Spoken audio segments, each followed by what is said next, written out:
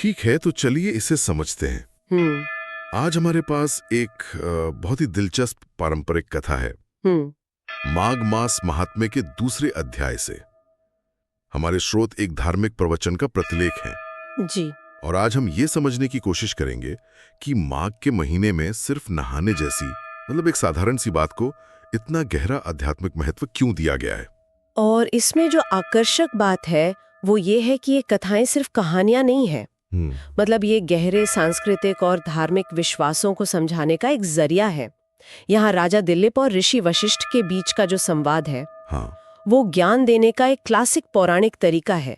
ये हमें सीधे उस दुनिया में ले जाता है जहाँ आस्था, कर्म और रिचुअल्स ये सब मिलकर जीवन को एक दिशा देते हैं। चलिए तो फिर कहानी शुरू करते हैं। इसकी शुरुआत होती है राजा दिलीप से। वो एक तपस्वी से माघ महीने के महत्व के बारे में पूछते हैं, लेकिन वो तपस्वी उन्हें टाल देते हैं। हाँ, कहते हैं कि अभी कथा का नहीं, स्नान का समय है। हाँ बिल्कुल, और उन्हें अपने गुरु वशिष्ठ के पास भेज देते हैं। तो राजा वशिष्ठ के पास पहुंचते हैं और अपनी इच्छा जाहिर करते हैं माघ स्नान के रहस्य को जानने की। हाँ, और वशिष्ठ जी इस सवाल की बहुत तारीफ करते हैं। वो कहते हैं कि राजा ने एक ऐसा सवाल पूछा है जो मतलब दोनों लोगों के कल्याण से जुड़ा है। अच्छा। और फिर वो बिना समय गंवाए सीधे मुद्दे पर आते हैं।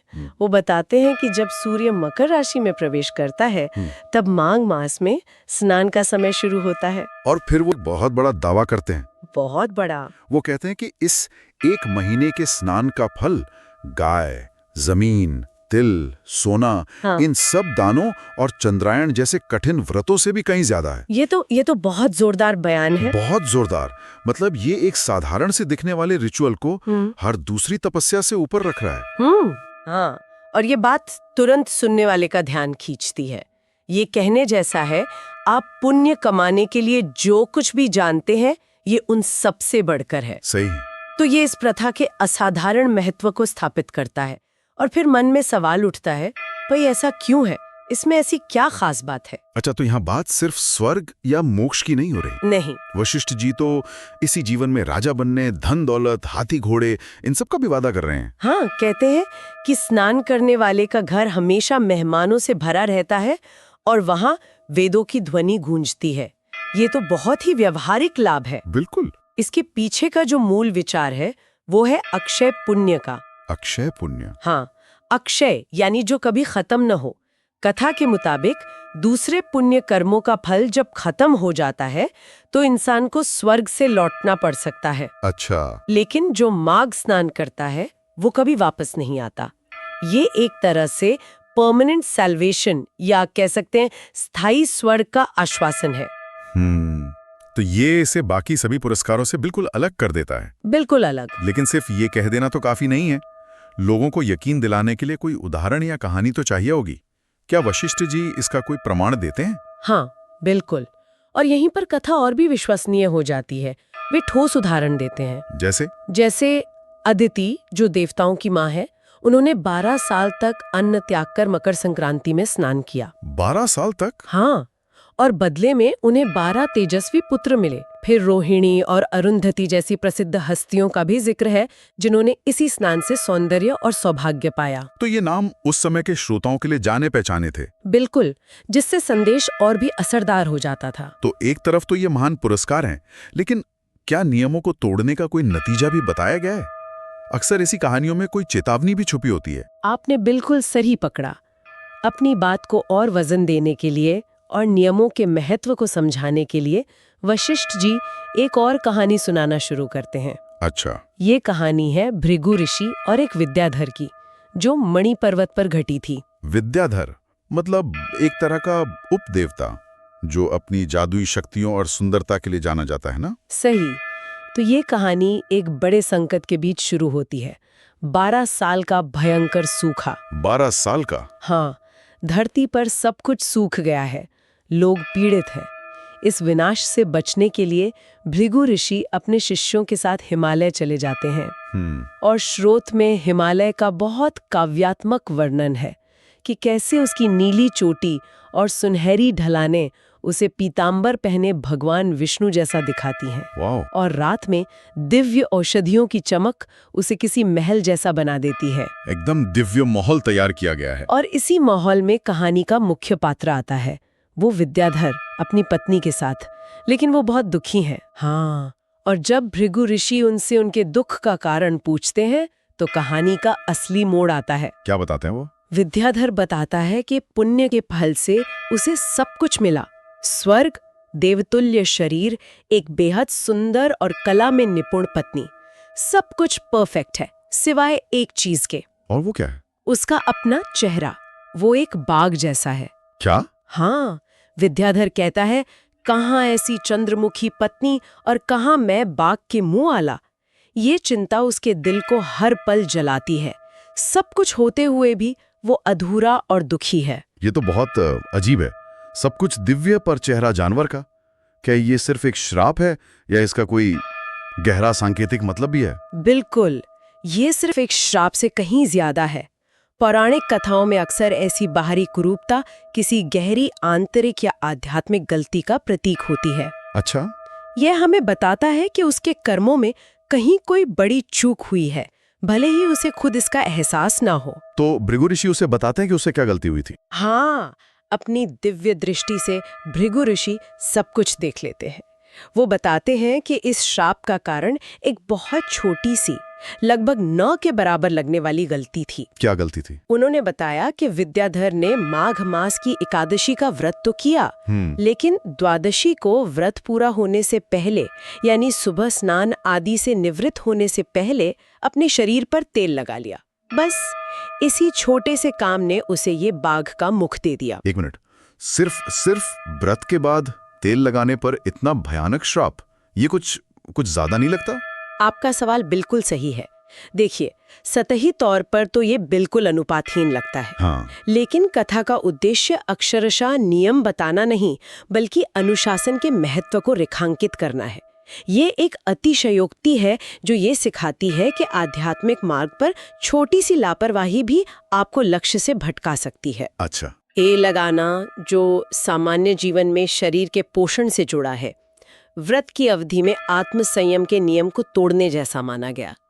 वो एक तरह से इंद्रियों को भोग की ओर ले जाने का प्रतीक बन गया। मतलब इरादा भले ही गलत ना हो, लेकिन प्रक्रिया का पालन करना भी उतना ही जरूरी माना गया है। हाँ, और इस बात पर और जोर देने के लिए कथा में राजा पुरुरवा का एक और उदाहरण दिया गया है। उनका भी?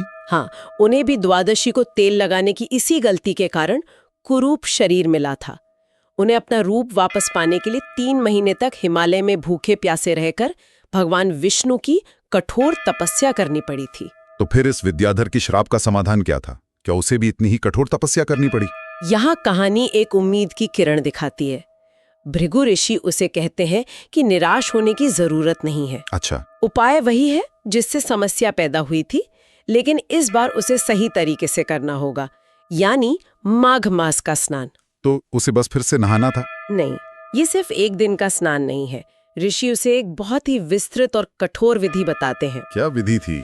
वो कहते हैं कि पौष महीने की शुक्ल पक्ष की एकादशी से व्रत शुरू करो। पूरे महीने जमीन पर सोना है, इंद्रियों को काबू में रखना है, दिन में 3 बार स्नान करना है, निराहार रहना है और हर तरह के भोग विलास को त्याग कर तीनों समय भगवान विष्णु की पूजा करनी है। ये तो एक पूरी शुद्धिकरण की प्रक्रिया है। बिल्कुल, ये केवल एक शारीरिक क्रिया नहीं, बल्कि 1 महीने की पूरी आध्यात्मिक साधना है। इसमें आत्मनियंत्रण, भक्ति और समर्पण सब कुछ शामिल है। और इसका नतीजा क्या हुआ? क्या श्राप सच में खत्म हो गया? हाँ, ठीक वैसा ही हुआ जैसा ऋषि ने कहा था। विद्याधर ने अपनी पत्नी के साथ पूरी श्रद्धा से उस झरने में माघ का स्नान किया। और फिर कथा के अनुसार उस अनुष्ठान के प्रभाव से उसका बाघ जैसा चेहरा देवताओं के समान सुंदर हो गया। वो श्राप से मुक्त हो गया। वाह। और अपनी पत्नी के साथ मणि पर्वत पर खुशी खुशी रहने लगाती है। वशिष्ठ जी राजा दिलीप से कहते हैं कि पाप और गरीबी दोनों से बचने के लिए इंसान को हमेशा यत्न से माघ मास का स्नान करना चाहिए। ऐसा करने वाला इस लोक में और परलोक में दोनों जगह हमेशा सुखी रहता है। इस कथा के माध्यम से एक जटिल विचार को बहुत सरल बना दिया गया है। समस्या एक श्राप, कारण एक छोटी सी गलती, समाधान उसी रिचुअल को पूरी श्रद्धा से करना। तो इस सब का मतलब क्या निकालें? यह कथा माघ स्नान को दो मुख्य कारणों से एक सर्वोच्च अभ्यास के रूप में दिखाती है।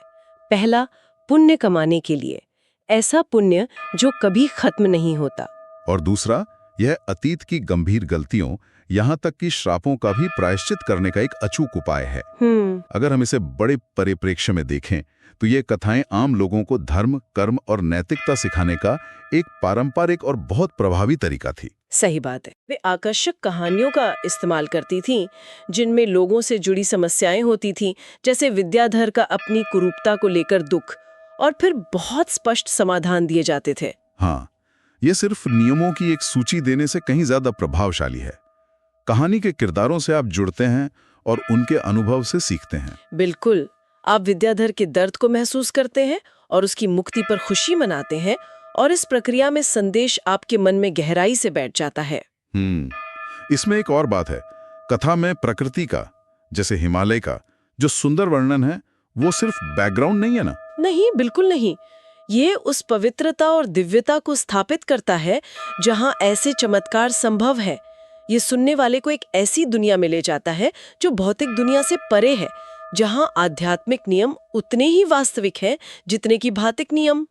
तो अंत में एक सवाल मन में रह जाता है। एक तरफ एक छोटी सी अनुष्ठानिक गलती, व्रत पूरा होने से पहले तेल लगाना, उसके कितने नाटकीय और भयानक परिणाम हो सकते हैं। सही। और दूसरी ओर उसी अनुष्ठान का 1 महीने का समर्पित अभ्यास परम मुक्ति और दिव्यता प्रदान कर सकता है। यह किसी भी आध्यात्मिक अभ्यास की भावना और उसके नियमों के बीच के संतुलन पर सोचने के लिए मजबूर करता है। हाँ। असली अर्थ कहाँ है? रिचुअल के हर छूटे नियम को सटीकता से पालन करने में, या उसके पीछे की गहरी मंशा और समर्पण में? या शायद इस कथा के अनुसार दोनों को अलग किया ही नहीं जा सकता। शायद कहानी यही कह रही है कि सच्ची मंशा और समर्पण खुद ब खुद आपको नियमों का सही ढंग से पालन करने के लिए प्रेरित करते हैं। और अगर आप नियमों की परवाह नहीं करते तो शायद आपका समर्पण भी अधूरा है। ये एक विचार है जिसके बारे में सोचते रहना चाहिए।